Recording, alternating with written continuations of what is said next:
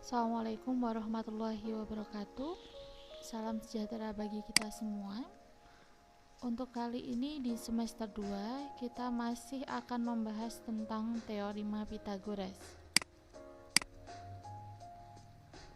Pada bahasan kali ini kita akan membahas tentang triple Pythagoras.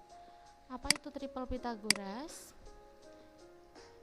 Untuk triple Pythagoras sendiri itu adalah bilangan di mana ketiga bilangan tersebut itu membentuk suatu triple Pythagoras. Di sini ada 4 macam triple Pythagoras. Yang pertama itu triplenya adalah 3, 4, dan 5. Kemudian 5, 12, dan 13, 7, 24, 25, serta 8, 15, dan 17.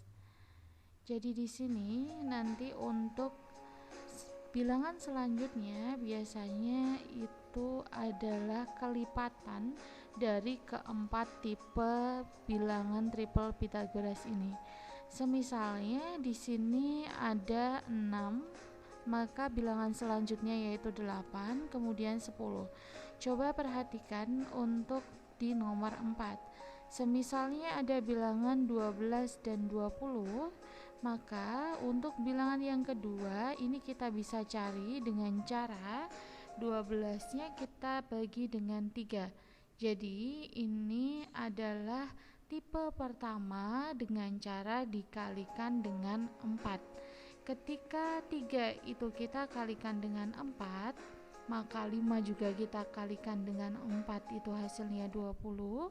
Kemudian 4-nya kita kalikan dengan 4, maka hasilnya triple Pythagorasnya adalah 12, 16, serta 20.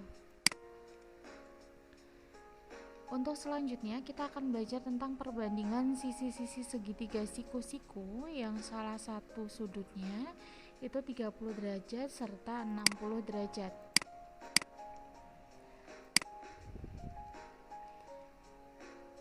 Jadi yang pertama kita belajar terlebih dahulu tentang 30 derajat dan 60 derajat.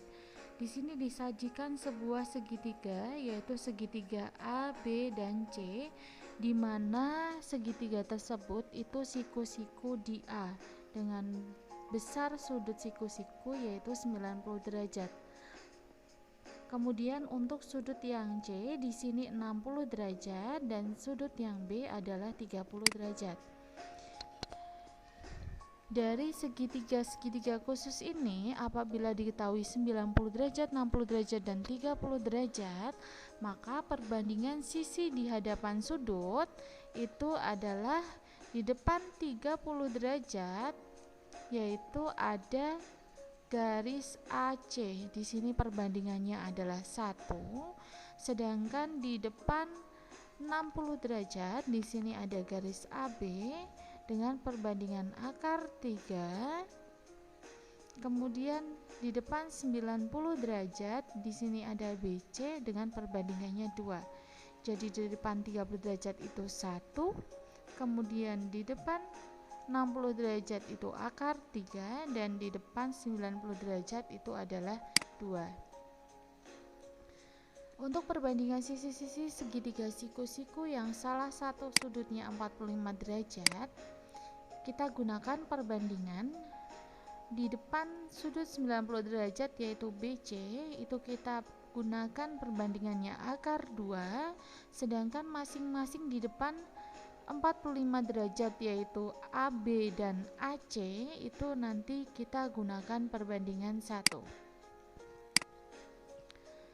Sedangkan untuk menentukan jenis segitiga, jika diketahui alas, tinggi, serta sisi miring, maka jika alas dikuadratkan ditambah tinggi dikuadratkan itu sama dengan sisi miring kuadrat, maka bisa dipastikan segitiga tersebut adalah segitiga siku-siku. Sedangkan apabila alas kuadrat ditambah tinggi kuadrat itu kurang dari sisi miring kuadrat, maka segitiga tersebut adalah segitiga tumpul. Apabila akar alas kuadrat ditambah tinggi kuadrat itu lebih dari miring kuadrat, maka bisa dipastikan bahwa segitiga tersebut adalah segitiga lancip. Jadi jika sama dengan itu siku-siku, jika lebih besar yang sisi miring adalah tumpul, jika lebih kecil sisi miringnya adalah lancip.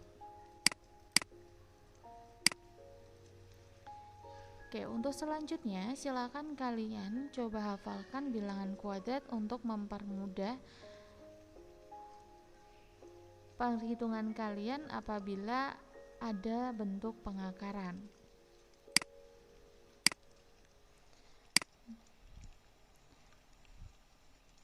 Pada bab Pitagoras ini kita juga akan belajar bagaimana cara melukis garis-garis pada segitiga. Yang pertama ada yang dinamakan dengan garis tinggi, kemudian garis berat, garis bagi, serta garis sumbu. Garis tinggi di sini adalah garis yang melalui salah satu titik sudut segitiga dan tegak lurus dengan sisi di depannya.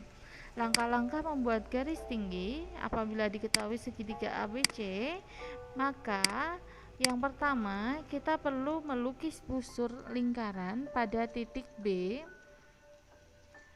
sehingga memotong AC di dua titik. Jadi untuk busur yang kita lukis di langkah yang pertama adalah ini.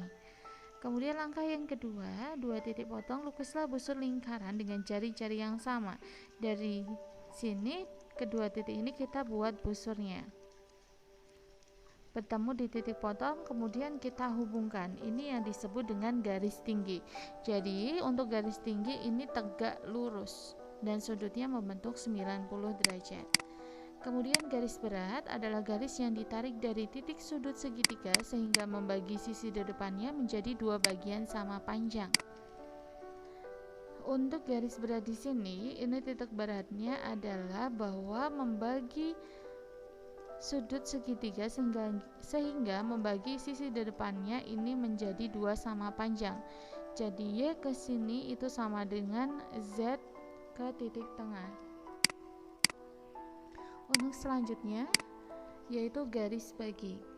Garis bagi adalah garis yang ditarik dari salah satu sudut pada segitiga sehingga membagi sudut tersebut menjadi dua sama besar.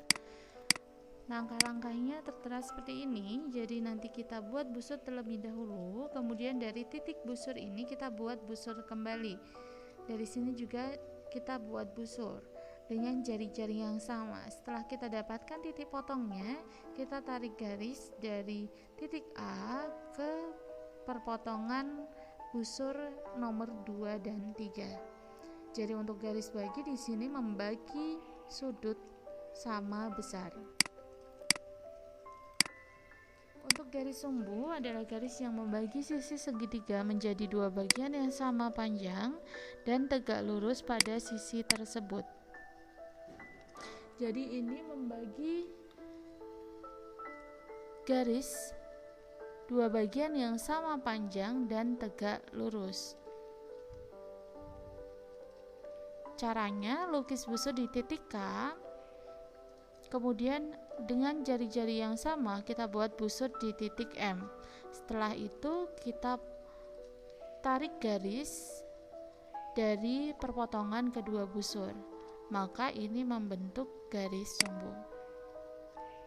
Oke, cukup sekian untuk pertemuan kali ini, semoga bermanfaat. Saya akhiri. Wassalamualaikum warahmatullahi wabarakatuh.